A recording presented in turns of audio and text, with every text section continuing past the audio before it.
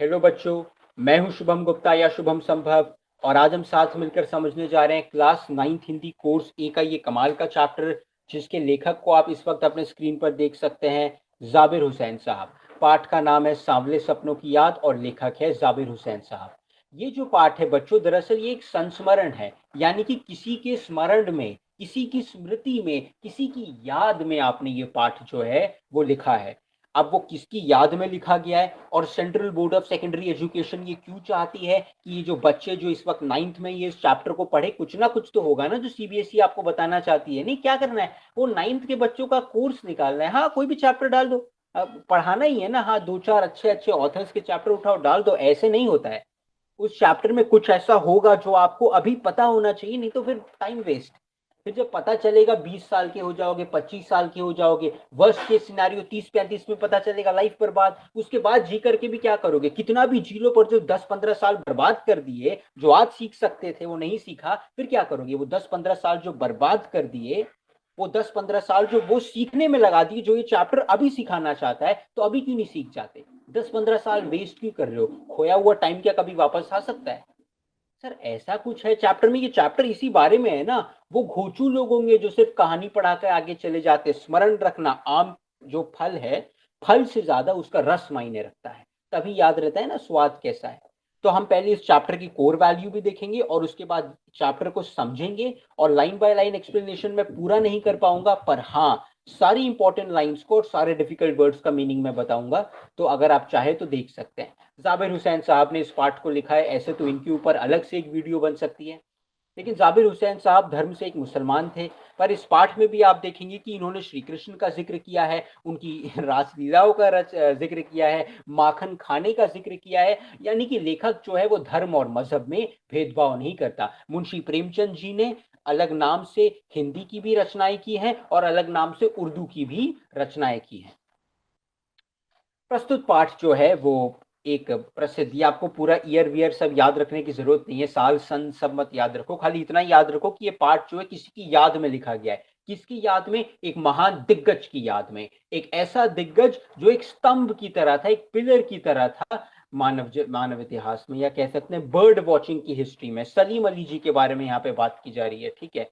जैसे यहाँ पे आपको नाम का जिक्र मिल जाएगा, सलीम अली जी जो है उनके बारे में बात की जा रही है। सलीम अली जी जो है वो एक बर्ड वॉचर थे, यानी कि वो एक पक्षी प्रेमी थे। वो पक्षियों को देखते थे। बर्ड वॉचर सिर्फ पक्षियों को देखते नहीं है, वो पक्षियों के ऊपर रिसर्च करते हैं और सरकार को या फिर आम लोगों को जागरूक बनाते हैं कि पक्षी और क्या उसमें ही पक्षियों का प्रशिक्षण, प्रशिक्षण नहीं कह सकते, पक्षियों की रक्षा करना ये क्यों जरूरी है ना। पक्षियों का रक्षण करना, उनको बचाना क्यों जरूरी है, और यानी कि बर्ड्स के ऊपर रिसर्च करते थे और फिर उसी से जुड़ा हुआ काम करते थे। ये सलीम अली है।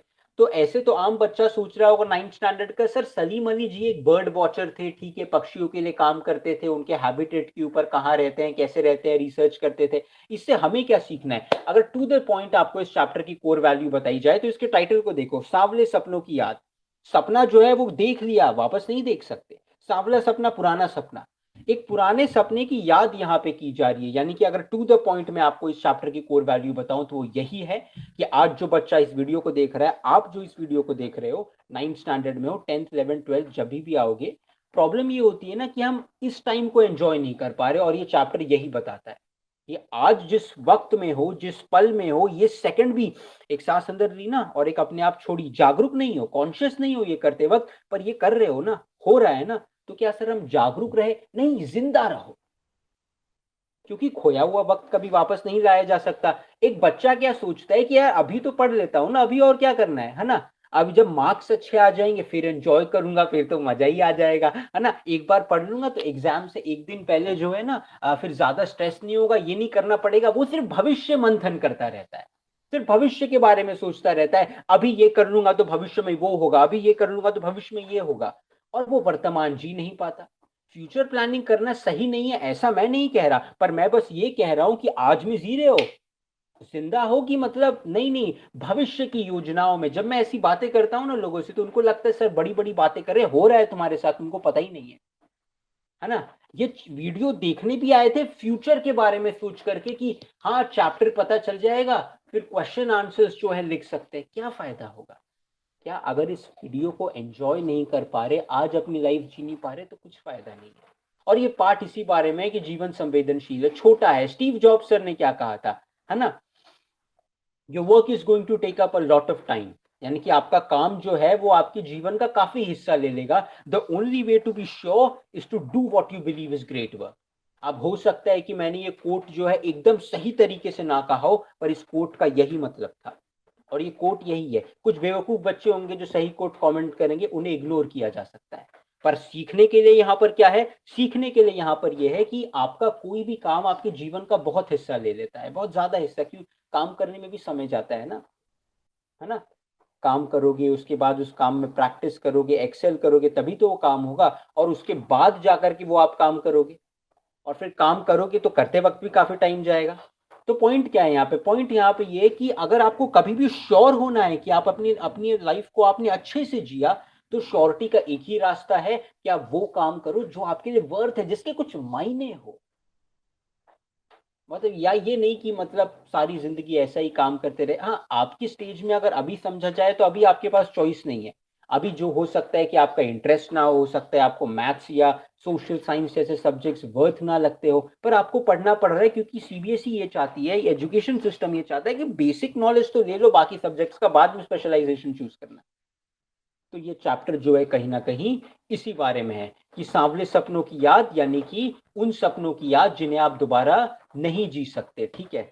और आखिरी वक्त निकलने के बाद, क्योंकि ये इस चैप्टर में जो सलीम अली जी है, ये पार्ट तब लिखा गया जब सलीम अली जी की मृत्यु हो गई। उन्हीं के बारे में, जो बर्ड वॉचर थे, उन्हीं का नाम सलीम अली, उन्हीं के बारे में चैप्टर है।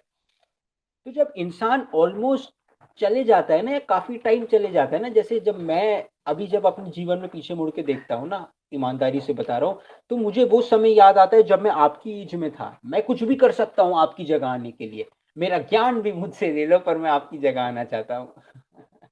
क्योंकि वो जीवन काफी कमाल का है, पर मैं वो नहीं कर सकता। अगर कहीं से रास्ता निकल भी जाए तो मैं वो नहीं करूंगा। किसी और का समय मैं नहीं छीन सकता।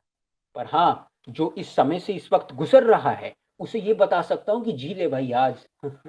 इसका ये मतलब नहीं है कि दोस्तों के साथ पार्टी करना और फिर मजे करना, वो हूटिंग करना, नहीं। इसका ये मतलब है जाग जाना। जीवन जीने का मतलब है जागरूक होना।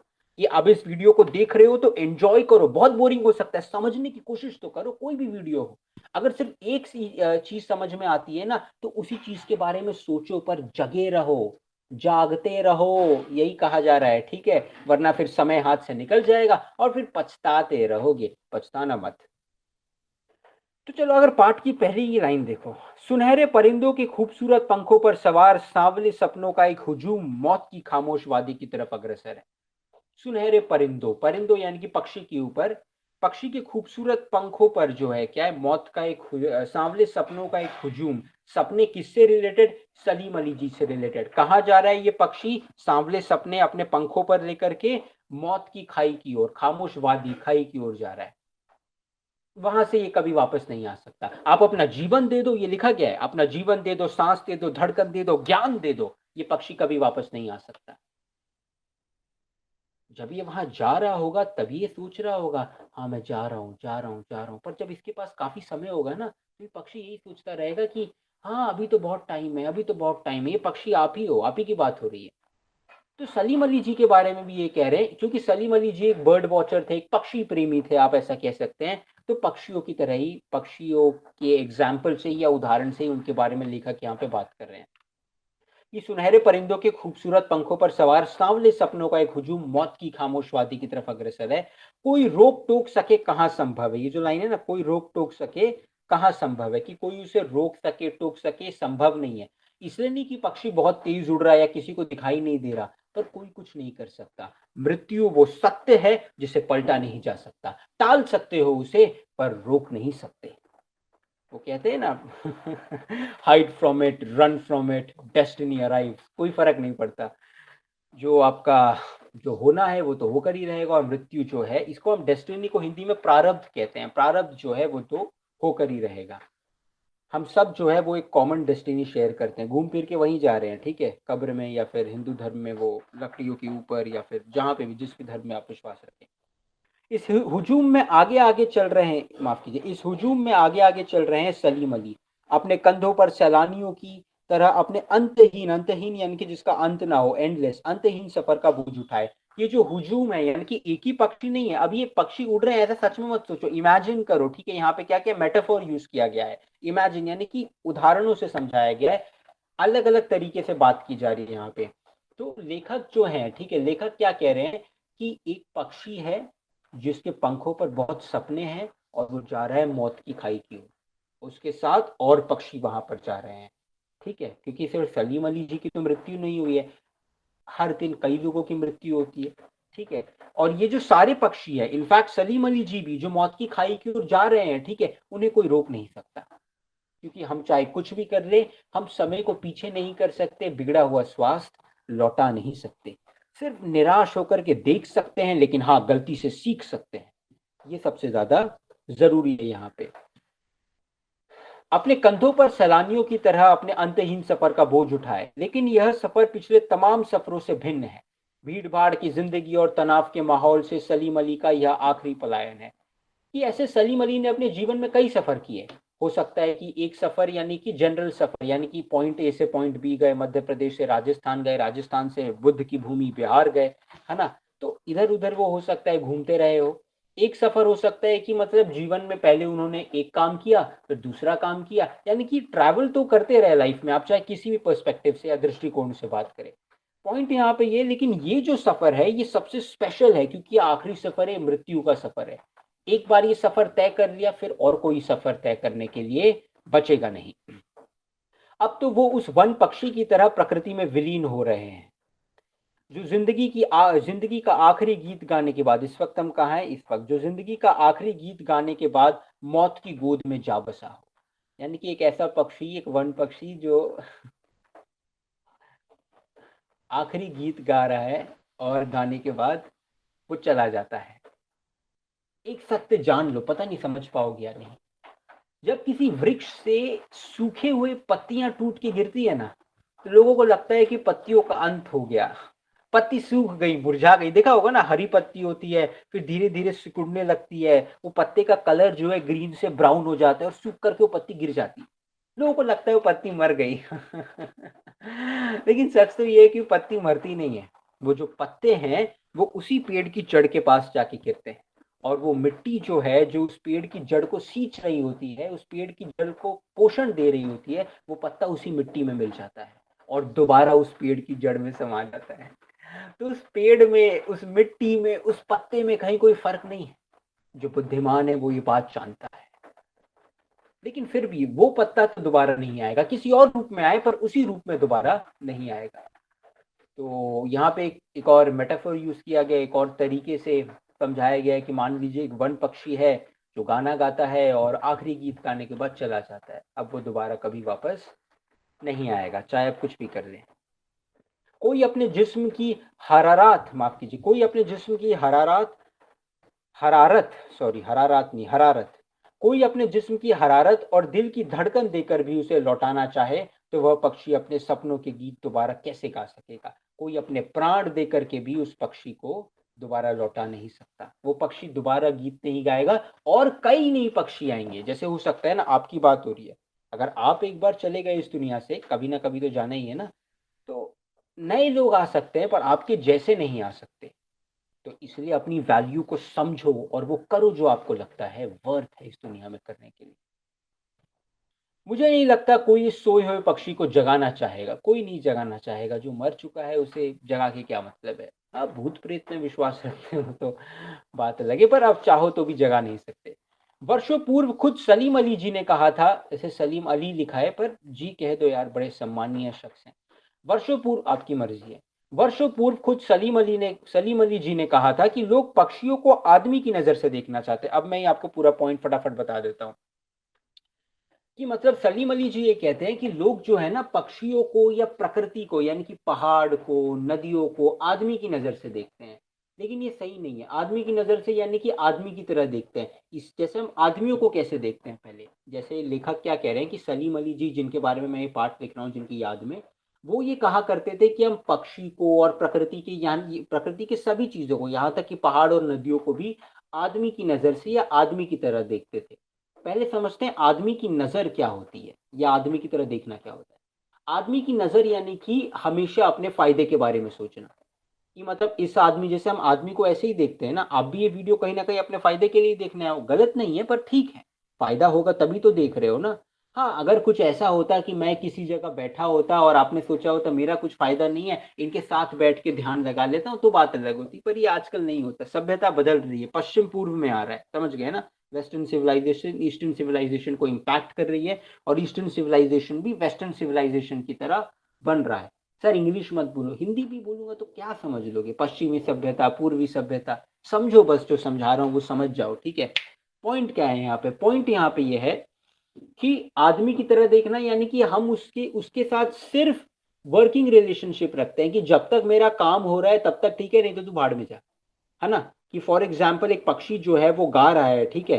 अब वो जब गाना गा रहा है, आपको अच्छा लग रहा है, ठीक है, फिर आप उठ कर के चल दिए, वो पक्षी कहीं पर भी जाए, जिए मरे उससे आपको क्या फ़र्क पड़ता है? तो ये सारी चीज़ें जो हैं यहाँ पे हो रही है। पर सलीम अली जी कहते हैं कि प्रकृति के साथ ऐसा संबंध नहीं रखना चाहिए या प्रकृति को ऐसे दृष्टिकोण से नहीं देखना चाहिए। ऐसी दृष्टिकोण यानी कि कैसी नज़र? ऐसी नज़र कि जब तक मेरा काम है, जब तक मेरा रिश्ता है, तब तक मैं इसके साथ अच्छा रहूँगा, ऐसी नज़र इंसानों के साथ ठीक है। क्योंकि आप हर किसी का बोझ तो नहीं उठा सकते ना। लेकिन प्रकृति के साथ ये नहीं क्यों प्रकृति तो हम सबकी है। हम चाहे ना चाहे प्रकृति के साथ हम सबका संबंध है ना? अब मानो ना मानो हमारे फेफड़ों का कुछ हिस्सा पेड़ों पर लटका है क्योंकि वो जो छोड़ रहे हैं हम ले रहे हैं, हम जो ले रहे हैं वो छोड़ रहे हैं। कुछ पेड़ होते हैं अलग है पर उनको छोड़ दो। ज़्यादातर पेड़ जो हैं ऑक्सीजन देते हैं और कार्बन डाइऑक्साइड देते हैं। अब चलिए समझने की बात यहाँ पर देखते हैं। अब यहाँ पे वो यही कह रहे हैं, तो अब आप समझ गए हैं ना कि सलीम अली जी क्यों कह रहे थे कि हमें प्रकृति को और प्रकृति की चीज़ों को कभी भी मानव दृष्टि से या इंसानों की तरह नहीं देखना चाहिए। क्योंकि इंसान इंसान को कैसे देखता है कि मेरा फ़ायदा कैसे होगा इससे, हमेशा अपने काम के लिए देखता है, नहीं तो नहीं देखता। सलीम अली जी कहते हैं कि प्रकृति की चीज़ों को, पहाड़ों को, पक्षियों को, नदियों को सिर्फ़ अपने काम से काम रखने के लिए नहीं देखना चाहिए, उनका ख़्याल रखना चाहिए। ठीक है? आगे यहाँ पे वो भी बताते हैं कि भला कोई आदमी कौन कानों से पक्षियों की आवाज़ का माफ़ कीजिए, भला कोई आदमी इस वक़्त हम कहाँ हैं? यहाँ हैं। भला कोई आदमी अपने कानों से पक्षियों की आवाज़ का मधुर संगीत सुनकर अपने भीतर रोमांच का सोता-फूटता महसूस कर सकता है ना? एहसास की ऐसी ही एक ऊबड़-खाबड़ ज़मीन पर जन्मे मिथक का नाम है सलीम अली, कि एक ऐसा शख़्स जो है, जो पक्षियों की आवाज़ सुनता है और आवाज़ सुन के उनके अंदर एक रोमांच छूटता है, एक एक्साइटमेंट होती है, झुरझुरी सी छूट जाती है। है ना? कि मतलब एक बहुत एक्साइटमेंट होता है, वो अंदर से खुश हो जाता है। वो इंग्लिश में कहते हैं ना ओज़िंग आउट ऑफ हैप्पीनेस कि मतलब आपके शरीर के हर रोम छिद्र से खुशी निकल रही है, प्रसन्नता निकल रही है, आप प्रसन्न हो जो भी कर रहे हो, खुश हो, है ना? इसको कहते हैं ब्लिसफुल स्टेट या इसको हम कहते हैं अगर हम मन की बात कर रहे हैं तो मन का जो एकदम अंदरूनी भाग है, उसको हिंदी में हम कहते हैं चित्त। जो चित्त है अगर आपने उसको छू लिया तो आप हमेशा प्रसन्न रहते हो। हालाँकि आजकल चित्त को छूने के लिए या हमेशा प्रसन्न रहने के लिए हम गाने वग़ैरह सुनते हैं या कॉमेडी फ़िल्म्स देखते हैं। पर जिसने खुद अपने चित्त को छूना सीख लिया वो हमेशा खुश रहेगा, उसे कोई फ़र्क नहीं पड़ता। हाँ, चलता है। वो जागरूक है, ऐसा नहीं है कि कोई उसको थप्पड़ मारे जा रहा है, कुछ नहीं कर रहा। पर उसे प्रसन्न रहना आता है, वो अकेले भी खुश रह सकता है। एनीवेज़ पॉइंट यहाँ पे ये है कि सलीम अली जी जब किसी पक्षी की आवाज़ सुनते थे ना, तो उनके अंदर से भी बहुत खुशी निकलती थी। अब कोई आम शख्स को आप ऐसा कहोगे जैसे मैं आपको कहूँ कि ये वो कोई पक्षी है, मानो कोई भी पक्षी है जो मतलब गा रहा है या अपनी बोली बोल रहा है, उससे आपको खुशी होती है? आप कहोगे नहीं वो सुन लेते हैं ठीक है। पर सलीम अली जी एक ऐसे दिग्गज थे, एक ऐसे अलग किस्म के शख्स थे, जिनके अंदर प्रसन्नता का स्रोत फूटता था, खुशी निकलती थी उनके अंदर से जब भी वो चीज़ें जो हैं सुनते थे। अब उसके बाद वो श्री कृष्ण जी की बात करते हैं। अब ध्यान से समझना इस रेफ़रेंस को, क्या रेफ़रेंस दे रहे हैं वो। पता नहीं इतिहास में श्री कृष्ण ने वृंदावन में रासलीला रची थी, माफ़ कीजिए, पता नहीं इतिहास में कब श्री कृष्ण ने वृंदावन में रासलीला रची थी और शोख गोपियों को अपनी शरारतों का निशाना बनाया था। यानी कि श्री कृष्ण ने पता नहीं यार कब वृंदावन में रासलीला रची थी, एग्ज़ैक्ट टाइम तो हम नहीं बता सकते पर हुआ था इतना बता सकते हैं। कि श्री कृष्ण जी ने कब वृंदावन में रासलीला रची थी। शोक गोपियाँ यानी कि वो गोपियाँ जो हमेशा दुखी रहती थी, है ना? मतलब दुखी मतलब रो नहीं रही थी श्री कृष्ण के आने से पहले पर उतनी कोई ख़ास प्रसन्नता नहीं थी। हाँ, रोज़मर्रा का काम करना है, माखन निकालना है, बाज़ार में बेचना है, नदी में जाके नहाना है, फिर बाहर आना है, ये सब आम काम करती थी और कोई ख़ास खुशी नहीं थी जीवन में। कभी-कभी इधर-उधर से कुछ मिल जाता हो, कोई ख़ास खुशी नहीं थी। पर श्री कृष्ण ने उन शोक यानी कि जिनके जीवन में कोई खास प्रसन्नता नहीं थी, कोई खास खुशी नहीं थी, उन शोक गोपियों के जीवन में भी खुशी भर दिया अपनी शरारतों से। कब माखन भरे भांडे फोड़े थे और दूध छाली से अपने मुंह भरे थे, कब वाटिका में छोटे छोटे किंतु घने पेड़ों की छांव में विश्राम किया था, कब दिल की धड़कनों को एकदम से तेज करने वाले अंदाज में बंसी या बांसुरी बजाई थी। यानी कि श्री कृष्ण ने कब गोपियों को उनके साथ शरारत की थी, कब दुखी गोपियों को सुखी बनाया था, कब उन्हें हंसाया था, कब रासलीला रचाई थी, कब बांसुरी बजाई थी, कब दूध माखन खाया था, कब पेड़ों की छांव के नीचे आराम किया था। ये सब जो है पता नहीं कब हुआ था, पता नहीं कब वृंदावन की, इस वक्त हम यहाँ हैं, पता नहीं कब वृंदावन की पूरी दुनिया संगीतमय हो गई थी, पता नहीं ये सब कब हुआ था। लेकिन कोई आज भी वृंदावन जाए तो नदी का सांवला पानी उसे पूरे घटनाक्रम की याद दिला देगा। अब मैं आपको टू द पॉइंट रेफरेंस बताता हूँ। एक ऐसी चीज जो हो चुकी है, एक ऐसा शख्स जो जा चुका है, वो कभी वापस नहीं आया क्योंकि उसका नामो निशान नहीं है ना। आपने उसे दफना दिया, जला दिया, उसके शरीर के अवशेषों का भी उसको भी ठिकाने लगा दिया। तो शख्स तो नहीं है, लेकिन फिर भी आप उस शख्स को हर जगह देख सकते हो। जैसे वो आपने सुना होगा ना कि फॉर एग्जाम्पल आप कोई मतलब पेड़ देख रहे हो और पेड़ की पत्तों को अगर आप बारीकी से देखोगे तो कभी कभी उसमें गणेश जी दिखते हैं, कभी कभी हनुमान जी दिखते हैं। दरअसल पेड़ के पत्ते वैसे ही हैं, वो हर किसी के लिए सेम ही है, पर जैसी आपकी दृष्टि है वैसी ही ये सृष्टि है। यानी कि सलीम अली जी भी हैं, वो जीवित नहीं है, जैसे श्री कृष्ण भी नहीं है, वो तो चल बसे, है ना। अ, कलयुग के प्रारंभ होने से पहले ही वो चले गए। कलयुग प्रारंभ हुआ था राजा परीक्षित की मृत्यु के बाद। पॉइंट क्या है यहाँ पे बच्चों? पॉइंट यहाँ पे यह है कि श्री कृष्ण भी नहीं है, सलीम अली जी भी नहीं है, पर जैसे श्री कृष्ण ने जो भी कुछ किया था, हमें एग्जैक्टली नहीं पता कि कौन से ईयर को, कौन से सन को, एग्जैक्टली कितने साल पहले किया था। हम रेंज में बता सकते हैं यार, करीब 10 से 12 हजार साल पहले हुआ था। एग्जैक्ट साल हमें नहीं पता, एग्जैक्ट फिगर नहीं पता, लेकिन पता है हुआ था। और वो कई साल पहले हो चुका है। लेकिन फिर भी आज भी अगर कोई वृंदावन जाता है और पानी को देखता है, नदी को, जो थोड़ा बहुत सांवला है इसके ऊपर बहुत रिसर्च भी हुई है, आप नेट पे देख सकते हैं, थोड़ा बहुत सांवला, तो उसको देख करके उसको वो सारी चीजें याद आने लगती। हो सकता है बाकी लोगों को पानी आम दिख रहा हो या थोड़ा बहुत सांवला दिख रहा हो तो उन्होंने इग्नोर कर दिया हो। और जो कृष्ण प्रेमी है वो उस पानी को देख करके भी भगवान श्री कृष्ण को देख सकता है, वो पूरा माहौल रच सकता है। ये क्या सिर्फ उसके मन की कल्पना है? नहीं, ये उसके मन का विश्वास है, जो एक तरीके से उसकी कल्पना को प्रज्वलित कर रहा है। पॉइंट क्या है, यानी कि समझने वाली बात यहाँ पे, ये पॉइंट यहाँ पे ये है कि आपकी दृष्टि जैसी है वैसी ही सृष्टि आपके लिए बन जाती है। अगर आप हमेशा सत्य की बात करोगे, जिन लोगों ने हमेशा सच्चाई के रास्ते के बारे में बात की, जैसे श्री रघुनंदन श्री राम जी की बात करते हैं, तो अगर आप उनके बारे में बात करोगे, उनके बारे में सोचोगे, तो आपको सब जगह सही दिखाई देने लगेगा। एक मांस काटने वाले बुचर के जीवन में भी आपको कहीं ना कहीं कोई सही चीज दिखाई देगी। हो सकता है कि वो कम निर्दयता से मुर्गियों को मारता हो सकता है कि वो अपने कस्टमर से तमीज से बात करता हो, है ना, या हो सकता है कि वो कभी भी मतलब सही तरीके से अपना काम करता हो, कुछ भी हो सकता है। एक गलत काम में भी आपको सही चीजें या सही रोशनी दिखाई देगी।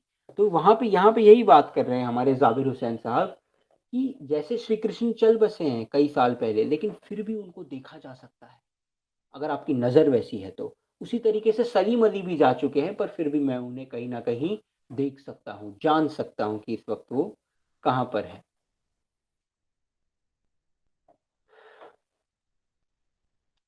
हर सुबह सूरज निकलने से पहले जब पतली गलियों में से उत्साह भरी भीड़ नदी की ओर बढ़ती है, तो लगता है जैसे उस भीड़ को चीरकर अचानक कोई सामने आएगा और बंसी की आवाज पर हम सब की बंसी की आवाज पर सब किसी के कदम थम जाएंगे। कि आज भी वृंदावन की संकरी गलियां, पतली गलियों में आप जाएंगे ना, तो भीड़ तो होगी, पॉपुलेशन थोड़ी बढ़ गई है, भीड़ है, पर अभी भी कहीं ना कहीं ये लगता है अभी भी अभी आ जाएंगे, कहीं से कोई आ जाएगा और बांसुरी बजाएगा, श्री कृष्ण आ जाएंगे, ठीक है। उसी तरीके से लेखक को भी यही लगता है कि अभी अभी सलीम अली जी वापस आ जाएंगे, अरे अभी वो यहाँ से आएंगे और उनके मतलब आंखों पे उनकी दूरबीन होगी, चश्मा होगा थोड़ा मैग्नीफाइड ग्लास वाला, और वो दूरबीन उनकी आंखों से चिपकी होगी, अभी वो आ जाएंगे और पक्षी देखेंगे, पर वो कभी नहीं आ सकते। वो आपकी याद में है, पर सृष्टि से उनका परायण पलायन यानी कि हो चुका है, वो अब कभी नहीं आ सकते, पर लेखक को ऐसा लग रहा है। हर शाम सूरज ढलने से पहले जब वाटिका का माली सैलानियों को हिदायत देगा, तो लगता है जैसे बस कुछ ही क्षणों में वो कहीं से आ टपकेगा और संगीत का जादू वाटिका के भरे पूरे माहौल पर छा जाएगा। कि हमेशा ऐसा लगता था कि शाम को अचानक से वो आएंगे और फिर बांसुरी बजाएंगे श्री कृष्ण जी। वृंदावन कभी श्री कृष्ण की बांसुरी के जादू से खाली हुआ है क्या? इनकी लेखक ये कहते हैं कि वो मूर्ख है जो ये सोचता है कि श्री कृष्ण की बांसुरी चली गई, अब तो वहां पे कोई और लोग रहते हैं। बेवकूफ है वो इस बात को कभी समझ ही नहीं पाया कि श्री कृष्ण आज भी वहां पर है। जैसे वो कहते हैं ना कि जैसे एक सैनिक ने भी एक कमाल की बात कही थी ना, जब वो उसे पता था कि मैं बच नहीं पाऊंगा, युद्ध में मेरी मृत्यु तो तय है। वो कहता है कि भारत के वर्तमान में मैं हूं या ना हूं, पर भारत के भविष्य में मैं जरूर रहूंगा। बड़ी कमाल की बात है कि हो सकता है कि अभी अगर कोई सैनिक है, मानो सैनिक ये कह रहा है कि अभी तो मैं शहीद हो गया, लेकिन वो ये जानता है कि मैं भारत के भविष्य में रहूंगा। हो सकता है कोई ऐसा बच्चा जो किसी गांव में हो और इधर उधर किसी शहर में हो, मिडिल क्लास शहर में हो, उसने अचानक से उस सैनिक के बारे में कहीं पढ़ लिया हो, या उस सैनिक के बारे में वो जानता भी ना हो, फिर भी अगर वो भी कहीं ना कहीं एक सैनिक बनना चाहता है, वो भी कहीं ना कहीं ये नियत रखता है कि यार अगर मेरे एक के कुर्बान होने से हजारों लोग जी सकते हैं, तो उस सैनिक के, उस बच्चे के अंदर भी वो सैनिक जिंदा है। उसी तरीके से अगर आप सत्य के मार्ग पर चलते हैं, हमेशा सच बोलो जरूरी नहीं, एक समय के लिए ही दया रखते हैं लोगों के लिए, तो हो सकता है कि रघुनंदन आपके अंदर जिंदा है। तो समझ पा रहे हो यहाँ पे बात क्या है? मैं फिर से कहता हूँ, जैसी दृष्टि वैसी सृष्टि की, मरा कोई नहीं है, सब इसी संसार में है। क्योंकि अगर लाइफ झूठ है तो डेथ भी झूठ है, क्योंकि जीवन सबका एक ही है। तो पॉइंट यहाँ पे ये कि सलीम अली जी के बारे में भी लेखक को यही लगता है कि मतलब जैसे श्री कृष्ण कभी वृंदावन से गए ही नहीं, वो आज भी वहीं पर है, बेवकूफों को नहीं दिख रहे पर वो आज भी वहीं पर है। उसी तरीके से सलीम अली जी भी आज भी हमारे आसपास है। आज भी वो पक्षियों के साथ हैं और उनको देख करके कहीं मुस्कुरा रहे होंगे। मिथकों की दुनिया में इस सवाल का जवाब तलाश करने से पहले एक नजर कमजोर काया वाले उस व्यक्ति पर डाली जाए जिसे हम सलीम अली के नाम से जानते हैं। उम्र को शती तक पहुंचने में थोड़े ही दिन तो बच रहे थे। संभव है लंबी यात्राओं की थकान ने उनके शरीर को कमजोर कर दिया हो और कैंसर जैसी जानलेवा बीमारी उनकी मौत का कारण बन गई हो, यानी कि उनको कैंसर था। और लेखक को लगता है कि या तो बहुत थक गए होंगे क्योंकि काफी उम्र भी हो चुकी है और काफी यात्राएं भी कर ली हैं, तो शायद इस वजह से भी वो कमजोर हो गए हो बहुत, और कैंसर की वजह से भी कमजोर हो गए थे। लेकिन अंतिम समय तक मौत उनकी आंखों से वो रोशनी, यानी कि होता ये टू द पॉइंट आपको बताऊं कि सलीम अली जी आंखों पे हमेशा दूरबीन रखते थे ऐसी, ठीक है। इतना बड़ा बड़ा बाइनोक्यूलर या टेलीस्कोप नहीं रहता था, मतलब वो दूरबीन रहता था छोटे से रेंज का, कि मतलब करीब इतना बड़ा होता होगा, ठीक है। वो दूरबीन जो है हमेशा उनके पास रहता था, उनकी आंखों पे चढ़ा रहता था, आंखों पे चढ़ा रहता था, और मतलब उसी से वो पक्षियों को देखते थे। कभी कभार ऊपर कर लेते थे, कभी गर्दन में लटका लेते थे, पर वो हमेशा उनके पास आपको दिखेगा, गर्दन में ही रहेगा, हमेशा दिखेगा, और कभी कभी तो आंखों पर ही चढ़ा लिया करते थे। तो ये दूरबीन जो है उसे उस रोशनी के साथ रिलेट किया जा रहा है जिस रोशनी से सलीम अली जी सारे पक्षियों को देखते थे, क्योंकि सलीम अली जी तो सभी पक्षियों को देखते हैं ना, वो बर्ड वॉचर थे, पक्षी प्रेमी थे। सभी पक्षियों को देखते हैं, उनके खाने पीने की व्यवस्था करते हैं कई बार, और इस बात का खास ख्याल रखते हैं कि कोई उन्हें क्षति ना पहुंचाए, और ये सारी चीजें जो है सलीम अली जी करते थे। तो मौत यानी कि मृत्यु के बाद भी वो जो दूरबीन थी वो उनकी आंखों पर चढ़ी थी, और उन्हें उस दूरबीन को उनकी आंखों से उनके मरने के बाद ही उतारा गया। इसलिए कहा जा रहा है कि उनकी वो जो रोशनी, वो कभी उनसे कोई छीन नहीं पाया। मृत्यु के बाद ही पक्षियों को देखने वाली वो रोशनी उनकी आंख से निकाली गई। उन जैसा बर्ड वॉचर शायद ही कोई हुआ हो। ये चैप्टर बड़ा कमाल का है, अगर आप बारीकी से मेरे साथ साथ इसे समझ रहे हो तो। उन जैसा बर्ड वॉचर शायद ही कोई हुआ हो, लेकिन एकांत क्षणों में सलीम अली बिना दूरबीन जी माफ कीजिए, सलीम अली जी बिना दूरबीन भी देखे गए हैं। कभी कभी एकांत क्षणों में जब वो अकेले में होते तो बिना दूरबीन के भी आप उनको देख सकते थे। सलीम अली बिना माफ कीजिए, दूर क्षितिज तक फैली जमीन और झुके आसमान को छूने वाली उनकी नजर, दूर क्षितिज, क्षितिज यानी कि जहाँ पे मतलब आसमान और जमीन मिलते हुए से नजर आते हैं, कि जब आप बहुत दूर देखोगे ना, बिल्डिंग बिल्डिंग नहीं होनी चाहिए, एकदम दूर देखे जा रहे हो देखे जा रहे हो, तो एक जगह ऐसे आएगा कि यार ये मतलब आसमान है और ये जमीन ऐसे सैंडविच सा बना हुआ लग रहा है ना। तो उसको क्षितिज कहते हैं। वो ऐसा पॉइंट, हालांकि आसमान जमीन कभी मिलते नहीं है पर दूर से ऐसा दिखता है, तो ऐसा पॉइंट जहाँ आसमान और जमीन साथ में मिल रहे हैं उसको हम क्षितिज कहते हैं। तो दूर क्षितिज तक फैली जमीन और झुके आसमान को छूने वाली उनकी नजर, यानी कि झुके हुए जो आसमान जो झुका हुआ है, क्योंकि उन झुका नीचे आ रहा है ना, उस आसमान तक यानी कि बहुत दूर तक देखने वाली उनकी नजर जो है, वो जो है उस नजर में काफी कमाल का जादू था। ठीक है, जो प्रकृति को अपने घेरे में बांध लेता है, यानी कि उनकी नजर इतनी अच्छी थी कि प्रकृति में जो कुछ भी हो रहा है आसपास, जितनी भी पक्षियां हैं वो उन पक्षियों को अच्छे तरीके से देख पाते थे, प्रकृति के जादू को ऑब्जर्व कर पाते थे, क्योंकि वो जगे हुए हैं, सो नहीं रहे हैं, भविष्य के बारे में नहीं सोच रहे। हाँ, अगर मुझे ये पक्षी की फोटो मिल गई तो इस एल्बम में डालूंगा, 6,000 तो पक्का लूंगा इस फोटो के, और उसके बाद क्या पता मैं अंतरराष्ट्रीय स्तर पे मशहूर हो जाऊं। ये सब खिचड़ी जैसा आप लोग बनाते हो, है ना, एग्जामिनेशन में ये चैप्टर हो जाए, फिर ये करूंगा वो करूंगा, समझो तो पहले, समझ रहे हो ना, है ना, हेलो, है ना, जागरूक रहो, आज के पल में जियो, वरना कोई फायदा नहीं है, पछताओगे और लास्ट में हाथ पकड़ो, पांव पकड़ो, सर पटको, समय वापस नहीं आएगा। ये मेरा श्राप नहीं है, ये जीवन का सत्य है, मानो ना मानो क्या फर्क पड़ता है। हाँ, उनके लिए इस वक्त हम यहाँ हैं, उनके लिए प्रकृति में हर तरफ एक हंसती खेलती रहस्य भरी दुनिया पसरी थी। यह दुनिया उन्होंने बड़ी मेहनत से अपने लिए गढ़ी थी। इसके गढ़ने में उनकी जीवन साथी तहमीना ने काफी मदद पहुंचाई थी। अब उनकी एक वाइफ थी तहमीना जी। अब जो यहाँ पे इस पॉइंट में बात की जा रही है, आजा खुल जाए यार। हाँ, उनके लिए प्रकृति में हर तरफ हंसती खेलती रहस्य भरी दुनिया पसरी थी, यानी कि प्रकृति में हर तरफ उनको अच्छी चीजें दिखाई देती थी, अच्छी दुनिया दिखाई देती थी, हंसते खेलते लोग दिखाई देते थे। पर ये हंसते खेलती दुनिया उनको क्यों दिखाई देती थी? क्योंकि उनकी नजर हंसती खेलती थी। मैंने बताया ना, जैसी दृष्टि वैसी सृष्टि। उनकी नजर हंसती खेलती थी, इसलिए उन्हें दुनिया में हर चीज हंसती खेलती दिखाई देती थी, पक्षी भी मानव भी।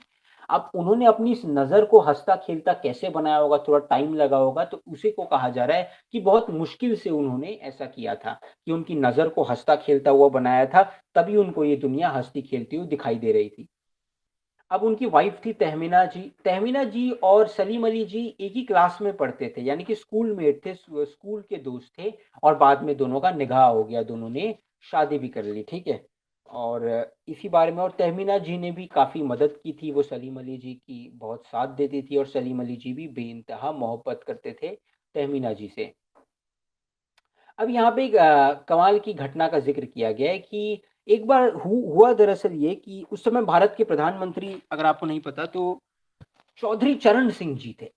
चौधरी चरण चरण सिंह जी एक काबिल नेता थे, एक ऐसा नेता जो मिट्टी की खुशबू जानता है। यानी कि कभी, अभी तो बारिश का मौसम ही चल रहा है, पता नहीं आप ये वीडियो 4 5 10 साल बाद जब भी देखोगे, यूट्यूब पे कंटेंट पोस्ट होता है तो वो तो हमेशा रहता है। तो इस वक्त बारिश का मौसम है, अगर आप कभी और देख रहे हो तो। पॉइंट क्या है यहाँ पे? पॉइंट यहाँ पे ये कि बारिश के मौसम में जब पहली बारिश होती है ना, तो मिट्टी जो सूखी होती है उस पर जब पहली बार बारिश की बूंदें गिरती है ना, उसमें से खुशबू निकलती है। एक ऐसा शख्स जो उस खुशबू को जानता है वो थे चौधरी चरण सिंह जी, क्योंकि वो किसान परिवार से थे। एक बार सलीम अली जी भारत के प्रधानमंत्री थे जब चौधरी चरण सिंह जी उनसे मिले, और उन्होंने कहा कि साइलेंट वैली को, साइलेंट वैली केरल में, केरल यानी कि केरला, ठीक है, केरला को हिंदी में केरला नहीं केरल बोलते हैं, तो केरल में एक जगह है साइलेंट वैली जहाँ पे बहुत पक्षी रहते थे। ठीक है, तो रेगिस्तान से गर्म हवाएं जो है साइलेंट वैली में, राजस्थान से केरला आ सकती हैं, हवा है वो आ सकती है। ठीक है, गर्म हवाएं उस साइलेंट वैली में आती थी, उससे वहां के पक्षियों को और जनजीवन को बहुत नुकसान होता था। साइलेंट वैली क्या है? एक जंगल का स्ट्रिप है, फॉरेस्ट स्ट्रिप है, पतला सा जंगल का हिस्सा है, उसको साइलेंट वैली कहते हैं। वहां पे काफी नुकसान होता था। चौधरी चरण सिंह जी की आंखें नम हो गई ये सुन करके, क्योंकि वो प्रकृति को जानते हैं। वो तो वो शख्स है जो मिट्टी की पहली खुशबू जानता है कि बारिश में कैसी खुशबू आती है मिट्टी से। तो वो प्रकृति से बहुत प्रेम करते थे। उन्होंने तुरंत सलीम अली जी का कहना मान लिया, और कोई ना, और उन्होंने सरकार को आदेश दिया कि कुछ ऐसा किया जाए जिससे इसे बचा लिया जाए, साइलेंट वैली में गर्म हवाएं ना जाए। अब लेखक आगे कहते हैं कि आज सलीम अली जी नहीं है, चौधरी साहब भी नहीं है, कोई ऐसा बचा है आज जो मतलब सौंधी माटी पर उगी फसलों के बीच नए नए एक नए भारत की नींव रखने का संकल्प लेगा। यानी कि कोई ऐसा बचा है? चौधरी चरण सिंह जी भी अभी तो नहीं रहे, जब ये पाठ लिखा गया तब भी नहीं था, और सलीम अली जी भी नहीं रहे। तो कोई ऐसा बचा है जो एक नए भारत की नींव रखेगा? आप रख सकते हैं। सर, नए भारत की नींव कैसी रखी जाती है? एक अच्छे विचार से, एक देश एक विचार है, a nation is an idea. जब बहुत सारे लोग एक विचार में विश्वास रखते हैं ना, तो वो एक विचार एक विचारधारा बन जाता है। जैसे एक आइडिया एक आइडियोलॉजी बन जाता है। कौन बचा है जो अब हिमालय और लद्दाख की बर्फीली ज़मीनों पर जीने वाले पक्षियों की वकालत करेगा? कोई नहीं है, किसी को फ़र्क नहीं पड़ता, क्योंकि ज़्यादातर लोग, जैसा कहा ना लेखक ने, और सलीम अली जी भी कहते थे कि प्रकृति को, पक्षियों को इंसान की नज़र से देखते थे कि वर्किंग रिलेशनशिप, जब तक काम है तब तक ठीक है, नहीं तो जाइए भाई भाई, हाँ हो गया ना काम, हाँ पैसे नहीं गए ना, हाँ जाओ ना यार, अब क्या चाहिए, शादी में बैठोगे क्या? भगा देते हैं। तो ऐसा प्रकृति के साथ नहीं करना चाहिए। वो प्रकृति के साथ हमारा संबंध ऐसा नहीं है कि जब तक काम है तभी तक, वो हमेशा है। हम जो सांस ले रहे हैं, जब तक जी रहे हैं तब तक प्रकृति के साथ संबंध है। तो प्रकृति के साथ वर्किंग नहीं, लाइफ लॉन्ग रिलेशनशिप रखना चाहिए। तो वही है, पर इंसान तो ऐसा नहीं करते, है ना? जब तक काम है तब तक ठीक है, नहीं तो फिर जाने दो, क्या फर्क पड़ता है। तो अब तो कोई वकालत करने के लिए है नहीं कि बर्फीली जमीन पर, यानी कि लोग शहरों में रह रहे पक्षी कौओं कबूतरों की वकालत नहीं करते। कई कोस दूर, कई हजारों किलोमीटर दूर लद्दाख के बर्फीले पहाड़ों और वादियों में रहने वाले पक्षी को क्यों वकालत करनी? मरने दो, हमको क्या करना है? चिकन खाया क्या तुमने? हाँ, 2 लेग पीस डाल देना। मांस जरूर खाएंगे, ऐसे कोई बुरी बात नहीं है यार, पर ठीक है, वकालत कभी कभी करनी चाहिए। सलीम अली ने अपनी आत्मकथा का नाम रखा था, इस वक्त में आया, सलीम अली जी ने अपनी आत्मकथा का नाम रखा था the fall of a sparrow. ठीक है, अब मुझे याद आ गया, अब यहाँ पे लेखक एक और कमाल का जिक्र करते हैं। Come on come on come on, फटक खत्म होने वाला है चैप्टर। और सबसे क्रूशियल पॉइंट है, डीएच लॉरेंस। डीएच लॉरेंस जो है वो एक इंग्लिश पोएट थे। हिंदी में क्यों जिक्र किया गया बताता हूँ। कमाल की रचनाएं लिखते थे डीएच लॉरेंस, उनकी कविता पढ़ सकते हैं इंटरनेट पे। कविता लिखते थे, कहानियां लिखते थे, एक दिन उनका भी देहांत हो गया। जब डीएच लॉरेंस जी जो हैं, क्या देख रहे हो स्क्रीन, इधर देखो। जब डीएच लॉरेंस जी जो हैं वो चल बसे, तो उनके फ्यूनरल पे, अब जैसा कहा जाता है पश्चिमी सभ्यता में, उनके फ्यूनरल पे काफ़ी लोग आए थे। डीएच लॉरेंस जी की पत्नी भी थी। कई लोगों ने उनसे कहा, उनकी पत्नी जी से, कि देवी जी आप कुछ कहिए, कुछ लिख दीजिए डीएच लॉरेंस जी के ऊपर। आपके पति इतने बड़े लेखक थे, इतने लोगों को उन्होंने प्रेरणा दी। वो कहते हैं ना, रीडर लिव्स मेनी लाइफ्स। एक लेखक तो कई जी जिंदगियां जीता है, एक शिक्षक भी कई जिंदगी जी रहा है। मैं तो कोशिश कर रहा हूँ, जब मैं ये पाठ पढ़ा रहा हूँ तो मैं सलीम अली जी को जान रहा हूँ, उनके जैसा, या फिर जाबिर हुसैन साहब जो लेखक है पाठ के, उनके जैसा जीवन जीने की कोशिश कर रहा हूँ। कैसे? क्योंकि मेरी सोच और उनकी सोच थोड़ी देर के लिए अलाइन हो जाती है, तभी तो आपको अर्थ बता पा रहा हूँ। और जब मैं दूसरे पाठ पढ़ाता हूँ, जैसे मैंने आपको दो बैलों की कथा पढ़ाया है, तो मुंशी प्रेमचंद जी का नजरिया, कि गधे के सीधेपन को भी उसकी बेवकूफ़ी समझा जाता है ना? पाठ के स्टार्टिंग में लिखा है। पॉइंट क्या है यहाँ पे? पॉइंट यहाँ पे ये है कि तो डीएच लॉरेंस जी की वाइफ से कहा गया कि आप एक काम कीजिए ना, आप कुछ लिख दीजिए। तो डीएच लॉरेंस जी कहते हैं, डीएच लॉरेंस जी की धर्म पत्नी कहती है, मिसेस लॉरेंस, कि मेरे पति एक बहुत खुले इंसान थे, खुली किताब की तरह। मैं उनके बारे में क्या लिखूं? मतलब मुझे तो शर्म आती है, मतलब मुझसे ज्यादा मेरे घर की छत पे जो गिरैया, जो स्पैरो बैठती है, वो मुझसे ज्यादा उनके बारे में जानती है। तो मैं इनके बारे में क्या लिखूं?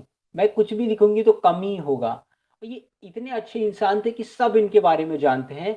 ऊपर ऊपर से तो नहीं जानते, मतलब अंदर से एकदम नहीं जानते होंगे, पर ऊपर ऊपर से जानते होंगे। सब डीएच लॉरेंस जी के बारे में जानते हैं, उनके काम को कोई भी पढ़ेगा ना तो वो जान सकता है। अब आप सोचेंगे, सर मैं तो नहीं जानता था डीएच लॉरेंस जी को, क्योंकि आपने कभी उनका कोई काम नहीं पढ़ा। पर अगर आप भी कभी कुछ लिखते हैं, कोई पोयम लिखते हैं, कोई स्टोरी लिखते हैं, पता है कि यार इंसेंटिव नहीं मिलेगा, आजकल तो फिल्मों का दौर है, कहानी तो कोई पढ़ता नहीं है, फिर भी लिखते हैं, तो कहीं ना कहीं आप भी डीएच लॉरेंस जी की तरह है। तो जानते तो आप उनको हैं, बस आपको मालूम नहीं है। तो वो कह रहे हैं कि डीएच लॉरेंस जी एक खुली किताब की तरह थे। जो भी उनके आसपास था सबके ऊपर रचनाएं लिखते थे, और जो भी उनकी रचना, कोई भी रचना पढ़ेगा, वो तो उसे जान ही जाएगा, उन्हें जान ही जाएगा। तो मैं उसके उनके बारे में क्या लिखूं, है ना? वो सचमुच इतना खुला और सादा दिल आदमी था, टीएच लॉरेंस जी। मुमकिन है लॉरेंस मेरी रगों में, मेरी हड्डियों में समाया हो, लेकिन मेरे लिए कितना कठिन है उसके बारे में अपने अनुभवों को शब्दों का जामा पहनाना। मुझे यकीन है मेरी छत पर बैठी गौरैया उसके बारे में, और हम दोनों ही के बारे में मुझसे ज्यादा जानकारी रखती है, जो मैंने आपको बताया। जटिल प्राणियों के लिए सलीम अली हमेशा एक पहेली बने रहेंगे। कुछ बेवकूफ बच्चे भी हो सकते हैं जो वीडियो देख रहे हो, जटिल प्राणी बेवकूफ लोग, जटिल है, कुछ भी समझो, मोटी बुद्धि है, घुसता नहीं है अंदर। ठीक है, बाद में घुसेगा जब 30-40 साल के हो जाएंगे तब। तो जटिल प्राणियों के लिए सलीम अली हमेशा एक पहेली बने रहेंगे, उनको समझ ही नहीं आएगा। हाँ ठीक है ना, एक बूढ़े से एक बुढ़ऊ था, मतलब पक्षी देखते थे, मिल लिया प्रधानमंत्री जी से, ठीक है ना। और लोगों ने देखो क्रिकेट की दुनिया में कितना काम किया, कुछ लोगों ने तो पूरे जंगल उगा दिए। ये सलीम अली जी के बारे में क्या पाठ लिखा है, नहीं समझ पाएंगे, जाने दो। बचपन के दिनों में उनकी एयरगन से गायन की एक घटना बताई गई है कि उनके एयरगन से नीले कंठ वाली, नीलकंठ मोर को बोलते हैं, मोर की बात नहीं हो रही, नीला कंठ, जैसे नीलकंठ भगवान महादेव, वैसे एक गिरैया, एक स्पैरो जो है, कुछ बहुत रेयर स्पैरोस आप देखोगे जिनका थ्रोट जो है, जो कंठ होता है वो ब्लूइश कलर का होता है। तो उनकी एयरगन से जब उन्होंने हवा में चलाई तो एक चिड़िया जो है घायल होकर गिर गई। वो एक गिरैया थी, एक स्पैरो थी। उस स्पैरो की उन्होंने देखभाल की, उस स्पैरो को ठीक कर दिया। और उस स्पैरो ने हमेशा जो है, ठीक है, सारी जिंदगी वो गिरैया उन्हें खोज के नए नए रास्तों की तरफ ले जाती रही, कि वो स्पैरो जो है सारी जिंदगी उन्हें नए नए रास्तों की ओर ले जाता रहा। वही स्पैरो जो सबसे पहली बार उनकी एयरगन से, जब वो बहुत छोटे थे, घायल होकर गिरा था, फिर उन्हें पक्षियों में दिलचस्पी होने लगी, वो पक्षियों से प्रेम करने लगे, उनकी आवाज सुन के उनके हृदय में प्रसन्नता का स्रोत फूटने लगा, है ना। क्योंकि वो समझ गए कि ये वो काम है जो मेरे लिए मायने रखता है। आपको जिस दिन पता चल जाएगा ऐसा कौन सा काम है जो आपके लिए मायने रखता है, आपको भी प्रसन्नता होगी। जिंदगी की ऊंचाइयों में उनका विश्वास एक क्षण के लिए भी डिगा नहीं, डगमगाया नहीं। वो लॉरेंस की तरह नैसर्गिक जिंदगी का प्रतिरूप बन गए थे, यानी कि वो डीएच लॉरेंस की तरह एक महान जिंदगी का प्रतीक बन गए थे, प्रतिरूप बन गए थे। उनका विश्वास कभी डगमगाया नहीं। लोगों ने कहा होगा यार पक्षी बचाने से कहाँ तुम जीवन बचाओगे, पक्षी बचाने से कुछ होता है क्या, है ना। औरत बचाओ, महिला बचाओ, पुरुष बचाओ, है ना, काफी चीजें करो। पर सलीम अली जी का विश्वास था नहीं, पक्षी भी महत्वपूर्ण है, उनका यह विश्वास कभी डगमगाया नहीं। सलीम अली प्रकृति की दुनिया में एक टापू बनने की बजाय अथाह सागर बनकर उभरे थे। मैं इसका मतलब बताना चाहूँ तो बता सकता हूँ, मतलब टापू नहीं, सागर बन गए, बहुत विशाल थे, पर मैं नहीं बताऊंगा। अगर अब तक इस चैप्टर को समझ पा रहे थे मन से तो मतलब समझ जाओगे। सलीम अली प्रकृति की दुनिया में एक टापू बनने की बजाय अथाह सागर बनकर उभरे थे।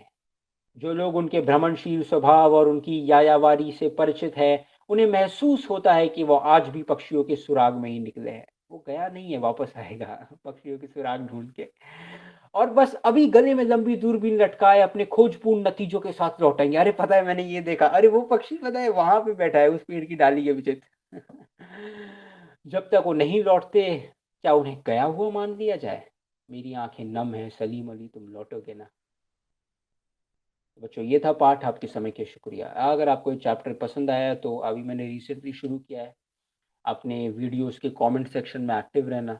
शुभम संभव मेरा ही नाम है, तो हो सकता है मैं आपको जवाब दूं, अगर ढंग का कमेंट करोगे और कोई सवाल हो तो आप वहाँ पर पूछ सकते हो। शुक्रिया।